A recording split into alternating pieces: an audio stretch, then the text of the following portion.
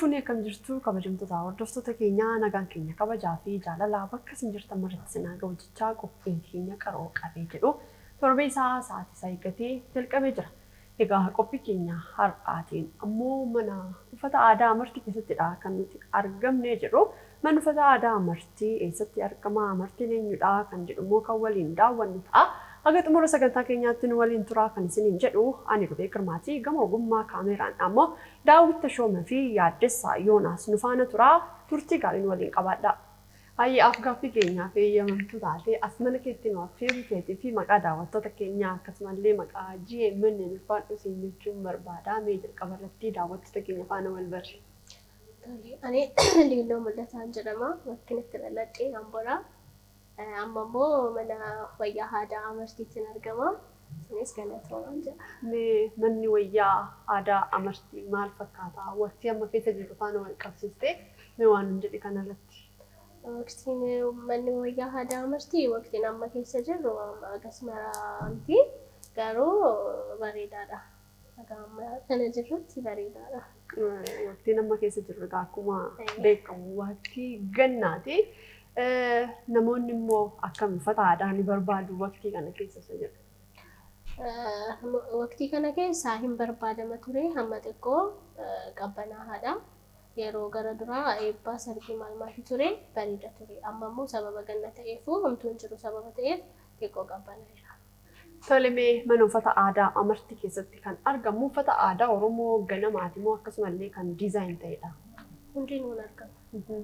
Kan ganamaas jira kan illee amma akka aadaa akka faashinaattis kan hojjetamu jira hundinuu jira. Caalmaatti filannoon kastamaroota keetii maal fakkaata? Filannoon kastamara kootii haaraa barbaadu amma diizaayinii ta'ee gosa wayyaa kamiinullee diizaayinii ta'ee wayyaa aadaadhaan kan hojjetamu fedhni isaanii waan akkasiidha.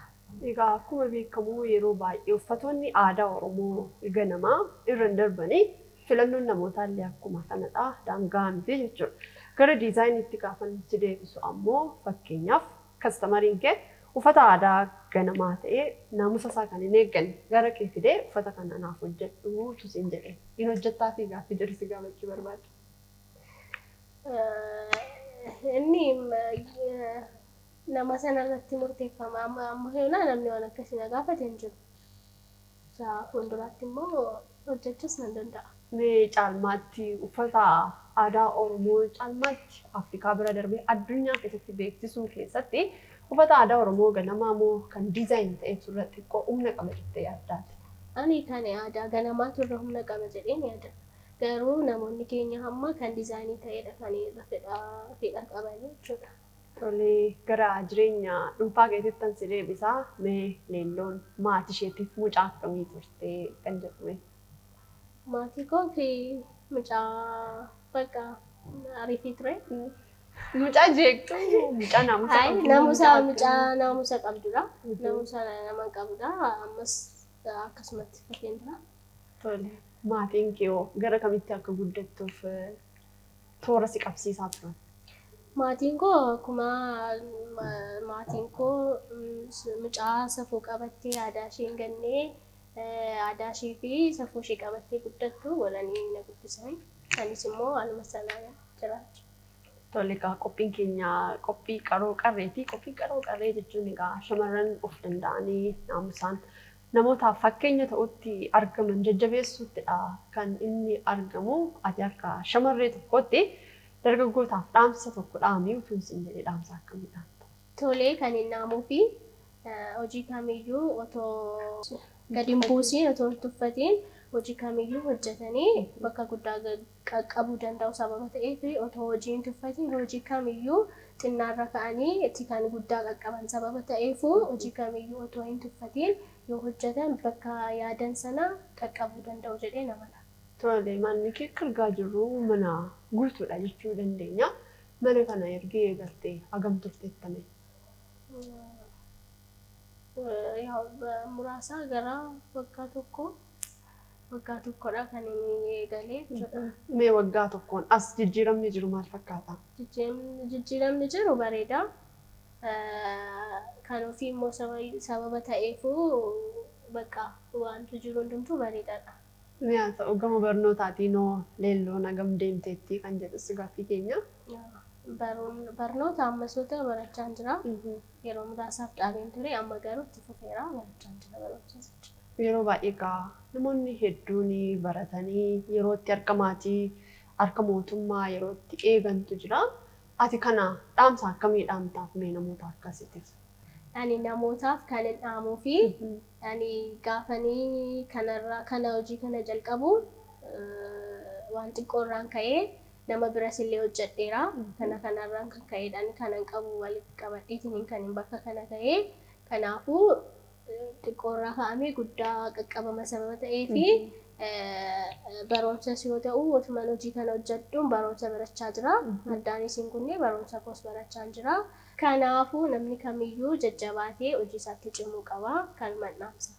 Tole egaa uffatoota as keessatti argaman uffati aadaa Oromoo ganamaa jira akkasumallee kan diizaayin ta'een jira. Uffatoota as keessatti argaman kana ofii keetiif hodhitamoo ajajaan bakkeetti hodhisiista? Ammaa fi bakkeetti hojjechiisa. Bakkeetti hojjechiisa. Kan immoo diizaayinii ta'es immoo gashuus nan danda'a jechuudha. So ofii keetiif hodhuu hin dandeenye moo? Nan danda'a haalatu naannoo hin jenne bakki hodhaas hin jiru sababa ta'eefu ammaaf bakkeetti hojjechiisa. Ogummaa hodhuun qabda jechuudha. Walumaa galatti ogummaa hodhuu kana barnootaan immoo adeemsa keessadha kanatti fidattime. Ani adeemsa keessaadhaan kan fidadhe. Ogummaan kun barnootaan utuu deeggarame faayidaa akkamii qaba jettee yaadda? Faayidaa baay'ee qaba. Irra caalaa kan deddeebiin hodhattu irraa barnootaan utuu ta'ee baay'ee bareedaadha. Tole mee ati leelloon yookaan amartii diizaayiniin aadaa Oromoo dagaagsuu guddisuu keessatti gahee ishee hagam ba'atteetti kan jedhus gaaffii keenya. Yaa ganaa ammadha sababan jalqabaa jiruufu ganaa waan baay'eetu naafa. Isa immoo fuulduratti waliin ilaalaa deemaa jira. Egaa akkuma beekamu irreechi illee dhiyaachaa jira. Irreechaafoo hagam qophoofteetti kastamaroonni ishee hagam dhufanii ajajachaa jiru kan jedhus.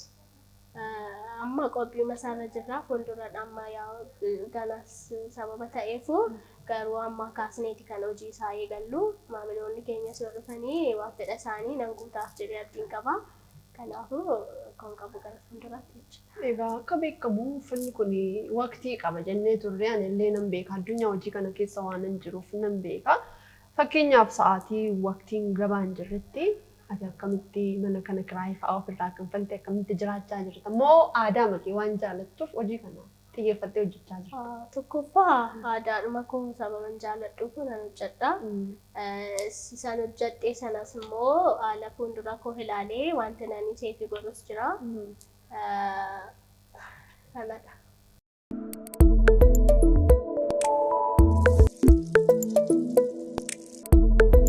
Tole mee hojii kee kana duukaa maatii moo hiriyaatu jira kan jedhu? Hiriyaatu jira. Maatiinis jira garuu irra caalaa hiriyaanis jira. Kanaafuu caalmaatti jiruu kee keessatti nama galateeffachuu barbaaddu namoota hedduu na duukaa dadhabaniiru jechuu barbaaddu akka galateeffattu akkasumaan carraansii laadda. Atis galatoomii namni galateeffadhu nama baay'eedha garuu nama muraasaa. Dandeessa nama muraasas nama baay'ees galateeffachuu carraa waan si laanneefi nama barbaadde galateeffachuuf balballi keenya banaadha. Galatoomii namni nani galateeffadhu irra keessa duraan dursee Waaqayyoon haa galatuun jira. Waaqayyoon gaditti immoo namni jireenya koo keessaa mana baay'ee madaalee na gargaaru jira. Gaaddisaa galatoomis hin jira. Warra kaan immoo hiriyoota koollee nama na deeggartanii jabaadhu naan jettan hundiyyuu galatoomaa jedha. Tole gaaffii sittiin baay'isuu boodarras wanta baay'ee nu daawwachiista waan ta'eef dhumarraa waan nuun jettu yoo qabaatte yookaan ammoo daawwattoota keenyaaf dhaamsa qabdu yoo qabaatte ati akka shamarree cimtuu tokkotti dhaamsa kee daawwattoota keenyaaf akka dhaamtu barbaada. Hundi keessanuu galatoomaa isinis baay'ee galatoomaa as dhuftanii waan kanaan tanaaf dhiyeessataniif galatoomaan jira. Manni wayyaa aadaa amartii Madaanaalamii Addabaabaayii Gadaa Baankiirraa argama. Wayyaa kamiyyuu yeroo kamiyyuu sargiifillee lidatiifillee waan kamimaafuu isiniif hojjannaa bakka jirtanitti illee isiniif dhiyeessuu dandeenya. Haalaafillee isiniif jechuu baate dhuftanii wanti isin dhabdan hin jiru wanti kamiyyuu isiniif hojjetama galatoomaan jira.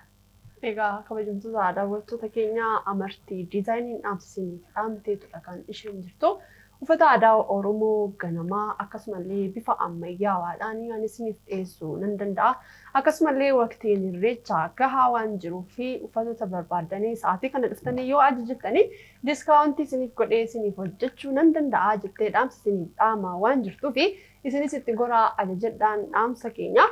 Egaa kabajamtoota daawwattoota keenyaa manni uffata aadaa amartii dhaamsisanii dhaamteetudha kan isheen jirtu. Uffata kamuu sa'aatii kanaa dhuftanii yoo ajajattanii gatii madaalawaadhaan isiniif dhiyeessuu dandeenya. Akkasumallee irreechi dhiyaachaa jira waan ta'eef koottaa akkaataa fedhaa fi filannoo keessaniin isiniif dhiyeessinaa jechaadha kan isheen jirtu. Bakki argama ishee Guullallee Madaanaalamii gamoo Gadaan baankii jala isaatti argamu.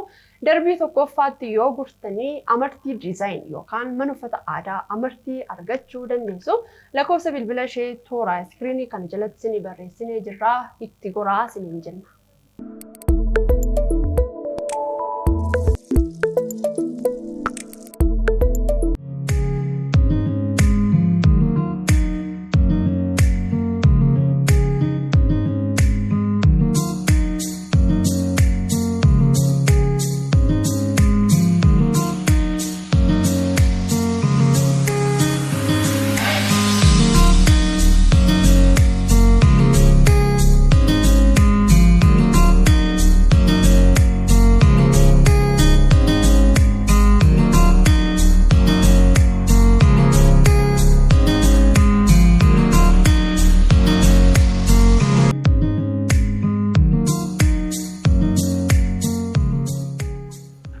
Tole leelloomee akkanatti harka ofiitiin ba'anii galuuni harka namaatuun eegin akkasuma jechuun shamarreedhaaf miira akkamii qaba? Ofitti amanummaa qaba. Otoo harka namaa hin ilaaliin ofii kee hojjechuun baay'ee ofitti amanummaa qaba. Amanummaa qabda jechuudha.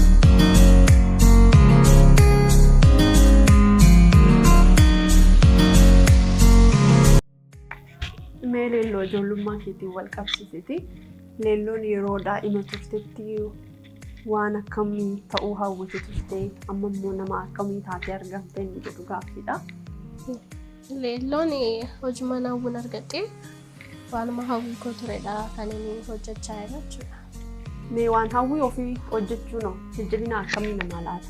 Haamilee akkamii namaa laata? Baay'ee haamilee guddaa si laata kee gammaddeeti kan hojjettu hojii dura keessa kee jiru sababa ta'eefu gammaddeeti otollee dadhabummaa maal jedhin gammaddeeti kan keessa kee gammadee hojjettu jechuudha. Mee ati gaafa haadha maatii taate ijoolleen kee qacaramanii hojii mootummaa akka hojjetan moo hojii dhuunfaa isaanii hojjetanii akka isaan of jijjiiranittidha kanatti jajjabeessu? Ani kan jajjabeessu hojii mootummaas barbaachisaa yoo ta'u garuu hojiin mataa keetii baay'ee itti amantee gammaddeeti kan ati hojjettu hojii mataa keedha sababa ta'eefu ani kan inni itti jajjabeessu kan hojii mataa isaaniitti otoo hojjetanii isaan otoo gammadaniidha kan inni ani jajjabeessu jechuudha.